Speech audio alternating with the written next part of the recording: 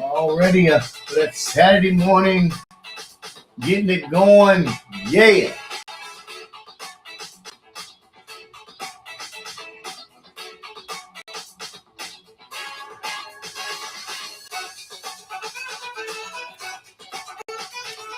All right. Good morning. Good morning. Saturday here. Ready to go. Make it happen. All righty. Welcome, welcome, welcome, welcome, welcome. All right. Welcome to this morning's podcast. I'm your host here, Dr. Joe Blake of the On Point Podcast, and we hope you get your financial point across. Today, we're going to talk some more about the your rich life blueprint, where we prioritizing your people, not possession. And I'm going to bring my son here on his short lead to help us bring this point across for today.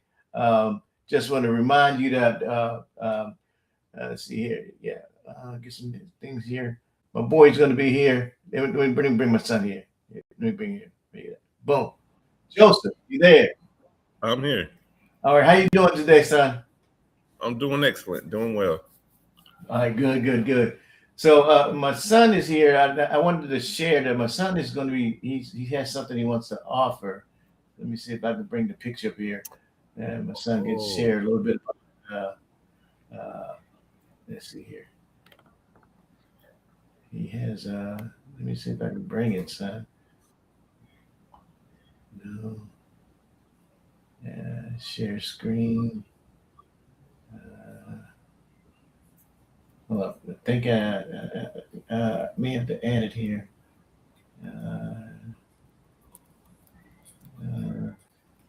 Have,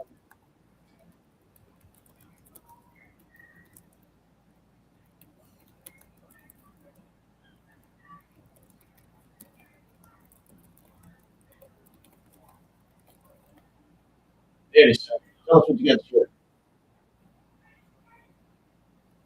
All right. So this is kind of a new business venture that I'm pursuing. I'm an IT professional and educator, and right now I'm offering an additional service, which is web design. So if you have a business or you just have a personal project, and you're looking to get your point across, like we do with Blake Media, you can always reach out to me directly. My email address is jblake2012 1987 at gmail.com, and just introduce yourself. Let me know what you're working on, what you're looking to get accomplished, and we can schedule a date and time to discuss it. And I can help you create your web design.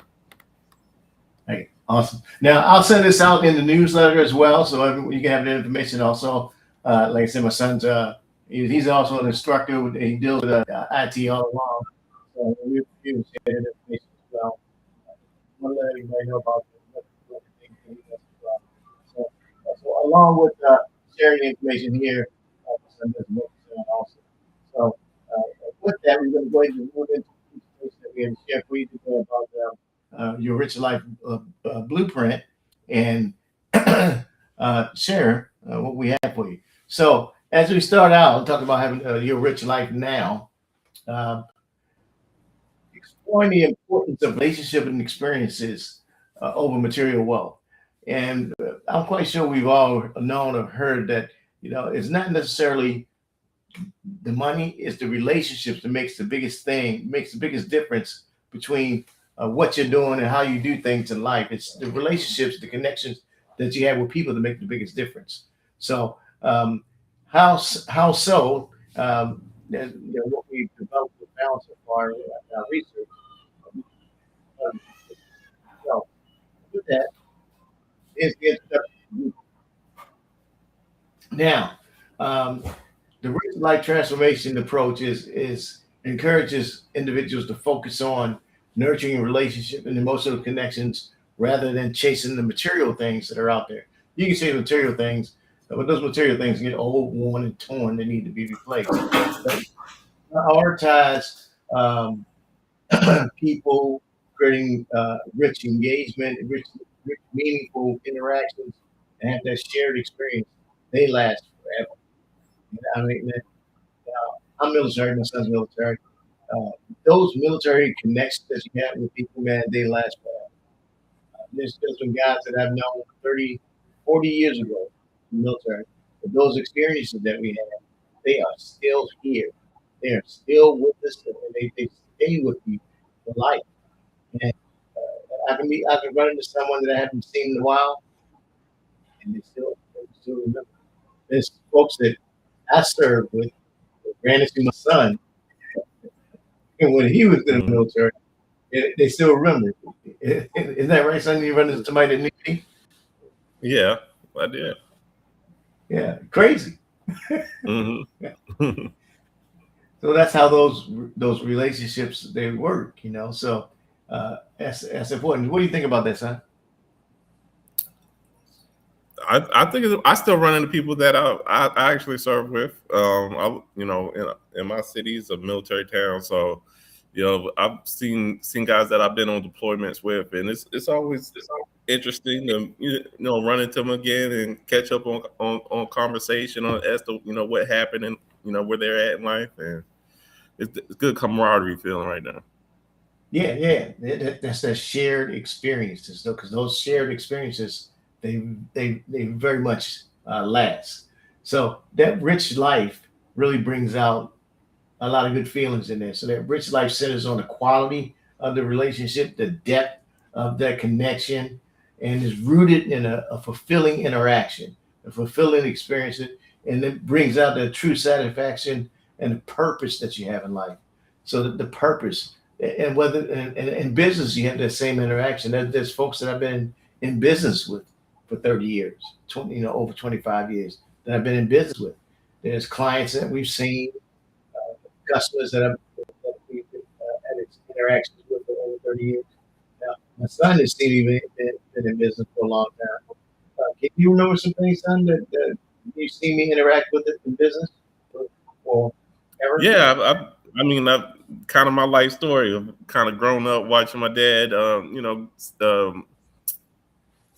know, he's in the financial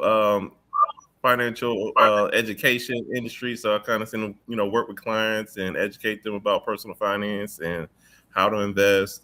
And I've always been tagging along with him and taking notes and you know still aspiring to get to where he's at in life. So yeah. Yeah, because it's the lifestyle. And you Hmm. see my clients see him. Hmm. They, you create that camaraderie, So it's like it's family oriented. So now within all that, you tend to find out that uh, sometimes in business there's like distress and crisis times in business.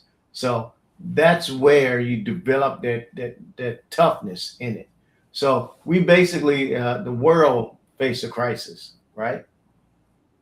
Hmm. Right? And that was, I mean, we faced quite a few of them. We're facing one now. Hmm. The world's facing one now. But the last one we faced, that was back during Hmm. COVID-19. Right? So this study, I found this study. I didn't, you guys know I always do some research. So I went back and did some research and look what happened in the last one. So this was back in COVID-19. Now this study was based over in Europe. Sometimes you got to look over in other places because you look at yourself in other places.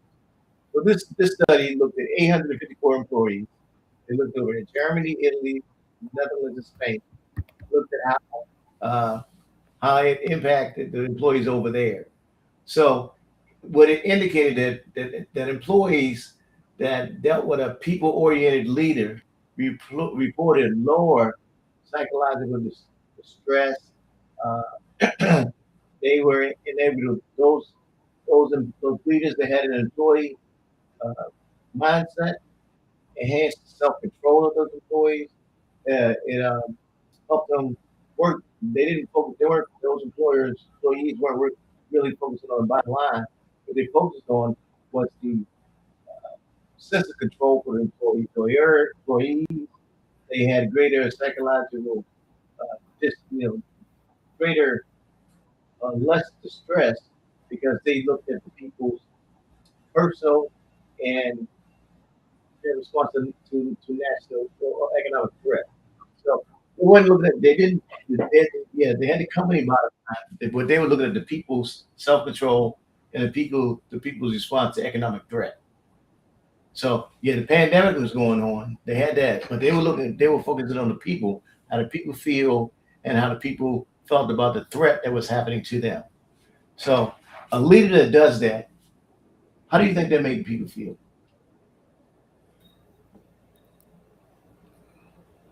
They act instead of think the companies were worried, but the boss thought about the people and how the people were feeling more so than about the bottom line. You think that made the people feel okay? Yeah, comfort them. Gave them a little bit more peace of mind. Right. Give more peace of mind. Mhm. So if when a boss thought about your feelings, how you felt, it made the employee more at ease and more at peace. And if an employee is more at ease and more at peace, what is that employee able to do? They're able to make better decisions, more sound Yeah, decisions. more sound decisions because they then you the employee can feel more control and do their job. Hmm. Right. But see, but if you got Hmm. someone that's like, no, we gotta get the bottom line, has to do it here, we gotta do the numbers right here, we gotta do the numbers, do the numbers. Hey, I'm worried about how you're worried. Look, I know this is a stressful time. I know this is happening. This is going on. It's okay here. And so now that employee can work. The employee feels better. So that's when you focus on the people and people's issues. And then the mission still gets the job done. When you got a leader that does that, it makes it better. So the global crisis can create, that sacrifice that the people want to. Essential resources can be scarce. Healthcare, healthcare was scarce. I mean, I remember when it first kicked off with everything, they raided the stores, man. Mm. Can you remember when? It may take a while. Do you remember what happened? What happened to the grocery stores when that first kicked off? When what first kicked off? Oh, everybody, yeah, COVID. they raided the store, took all it, yeah, stocked up on stuff. Couldn't find the Toilet paper water. was gone. Hmm. Toilet paper. Everybody was freaking out. Now Hmm. but it's still that shocked a lot of folks, man. Medical supplies, consumer goods. I mean, it shocked a lot of people. So I mean, that scarcity mentality was there, and so people focus was shifted. They worried about, they worried more about what was happening in their personal lives than what was happening at work. So if Hmm. you had a leader with if you have a leader that's like, no, no, we still got to get the bottom line. You got the dollar to come to the store, but you got to worry about people. How do you combat that? How do you lead from that? It's tough, isn't it? How do you lead as from an employee in that position? A leader's position, yeah, Um, yeah, yeah. You have to really think about that, right? Because that's mhm. why you got to shift. Mhm. You got to shift because a crisis like that could happen later. A crisis like that Mhm. could occur. Is is somewhat happening right now. What's happening right now economically? Again, Mhm. gas gas is going up. People are worried about getting someplace. Uh, Yeah. Economics in job. So we're facing, you know, political things that are happening right now. People are feeling uncertain about things. Mhm. So it hasn't hit the fan yet, but it's still hitting the fan. A lot of farmers are Yeah. like losing their, so it's Still still tense. there, Mhm. still tense. How do you work, you know, in a pressure cooker and it's still happening? How do you work in that, right? So that's where, because right now what's happening with the employees' mind? They're preoccupied right now with the demand and on the disruption, right? Mhm. Yeah, yeah. your mind is focused on the disruption. So your mental bandwidth, if your mental bandwidth is distracted because it's being taxed with all the other disruptions. You got bills to pay, you put food on the table, right? Right. So if you being a leader on a job and you trying to get folks to do, to make widgets, how do you get them to make widgets when they worry about, putting food on the table? How do you change that?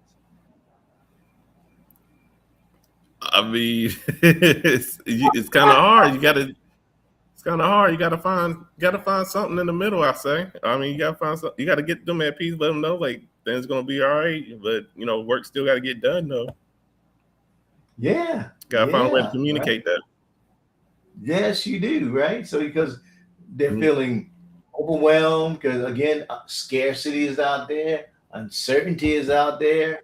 Uh, you gotta have the ability to prioritize stuff. Health is, some folks ain't got health care out there, so all those things is pressing on them again. So material possessions become, they're like not thinking about material possessions right now. Relationships faltering or being crunched up. So, but you got to let them know you feel for them. You know that Mhm. their life could be challenging, but you feel for them, and you understand that right now it's kind of challenging. You understand that right now things could be a little difficult for them, and you're there to make sure that things are going on. The things that here, the job is a job, but their life is just as is equally important, and you want them to be okay as well. So we want to make sure that they are taking care of the things at home and the things in the job will be the things at the job. So you gotta give that equal as much equal importance.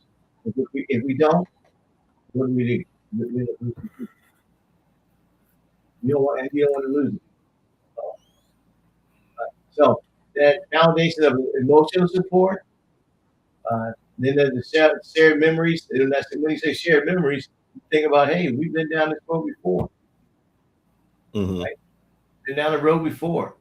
So you, as a leader, um, it's important to let them know that well we've done this. Let's make sure we get this done. Uh, we belong as a team. Now in the military, how important is teamwork? I mean, it's paramount. It's paramount. It's like essential. It is essential. I remember this more distinctly, like being in a deployed environment, being over in Iraq, being in Afghanistan. There's that shared, camaraderie, that shared sense of belonging. Um, you know, knowing that you got to work together, to get the mission done. Right. Yeah, everybody has their part to put in to make it all happen because if one person missing, one person is not there, the whole team is, kind of missing that whole because we all belong together. If Hmm. that one person is not there to do his part, it could kind of mess the whole team up. And a job, if a job has, if you have that collectiveness as a team, you work together. And that whole catalyst groups to grow. And when that one part's not there, that one person is missing, it can make the whole thing like fall apart. So you got to be mindful of that. So how do you build a relationship? Open and being open and honest dialogue. Okay, it's kind of tough out here for me. This happening, that's happening. You know, so you got to consider as a leader efforts to show concern for your people, the well-being, express support, uh, warmth, and be approachable. Do you think you're an approachable person, son? I would say so. Yeah, I'm very approachable. Maybe too approachable at times.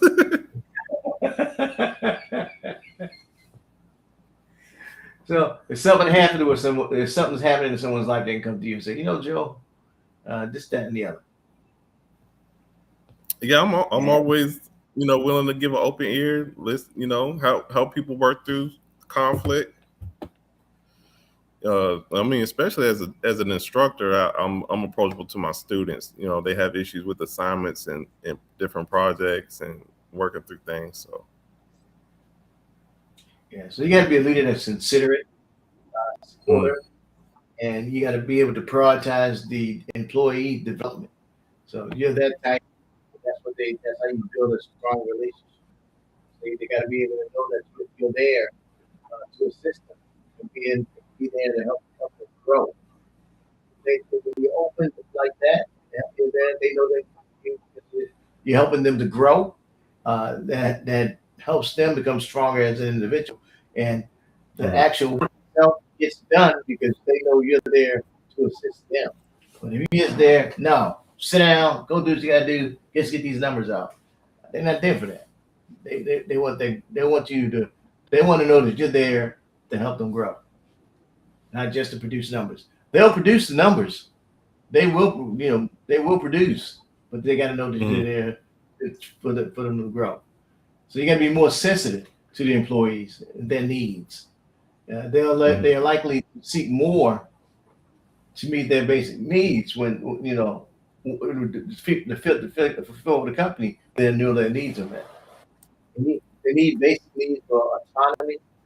They need basic needs for competence and basic needs for related autonomy. Be able mm, to do it on their own. Yeah, they'll come and ask you the question, but then they'll get it done. Competency. They need the information, knowledge, and wisdom to be able to train. Once you show someone how to do a certain thing on the technology, like I don't do the technology thing, but mm, if you show someone a task on how to whatever you do, how do mm. they feel? I mean, they feel encouraged. They feel enlightened. They feel more confident. They walk away from that conversation feeling more confident that they can get the job done. Right? And you can relate to them because you were there as a beginning computer science person yourself, Yeah, right? right. Yeah, I remember I myself would with my say it all boils down to confidence. A lot of times students know, but they second guess themselves. So okay, I try to yeah give them that affirmation that hey, you're doing it right. Just be confident about what you're doing. Be confident about your answers. okay. So you kind of give them boost them up some there, right? Hmm. So because sometimes when they get in that when they get in the like time of crisis and everything, they feel kind of hopeless and worried. They kind of Hmm. lose their meaning. Right. Yeah. So sometimes, but when they come to you and you give them that sense of control, that sense of understanding and the relatedness, Hmm. they capture it again because you were there open to give them that sharing so they can understand uh, what they need, and that's good that you're there that way, and that's what being um, help them have their richer life because you're there as a means of support, not a means of condemnation. Hmm. You're there to help, you're there to help them, and so now I'm gonna end here because we'll come back next week and finish this up. But so you want to be able to create a meaningful experience. That's how you keep it all on point.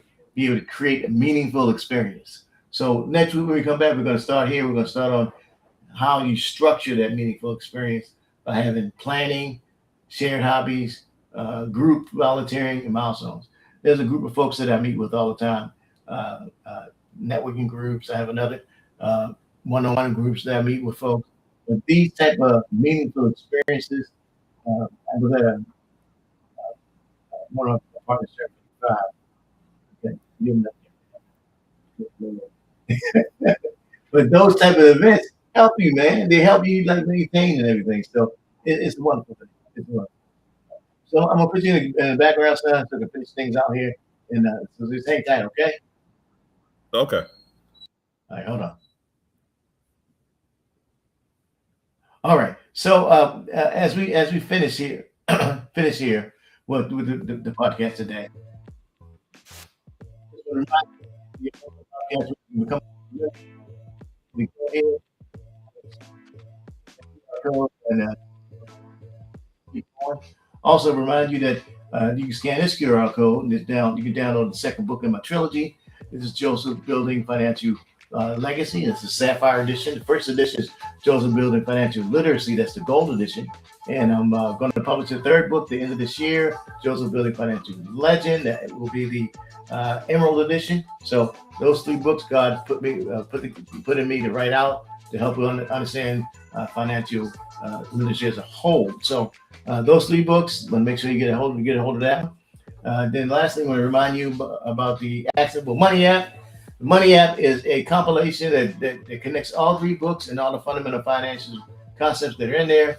It has Actionable Money, my memory models. It has the one about actual decision model, actual behavior model, the 4 windows of success in there. Has about Rule of 72 in there as well. It's a whole bunch of different memory models that helps you understand more about the financial concepts that we share.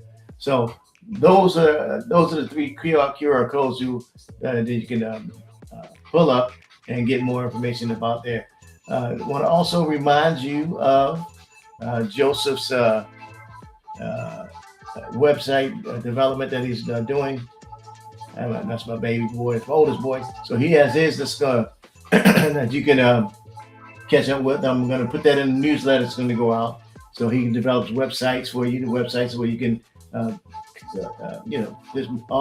the website is really your business front. So if you don't have a physical business front, a website is like your digital business front. That way you can have your business online. He does a great job for you to be able to see your business being established as well. Whew. All right, I want to get all that in before 11:30. so sometimes I get going. All right, so just want to remind you, hey, you always want to put your best foot forward out there. Always, get your business out and share information out there. I hope you gained some information from today's podcast. I know you did, but I always like to be humble with my best. I'm glad you got some great information. And always remember to stay tuned, stay informed, and stay on point. We see you again here next week. Same bad time, same bad channel. Have a wonderful weekend.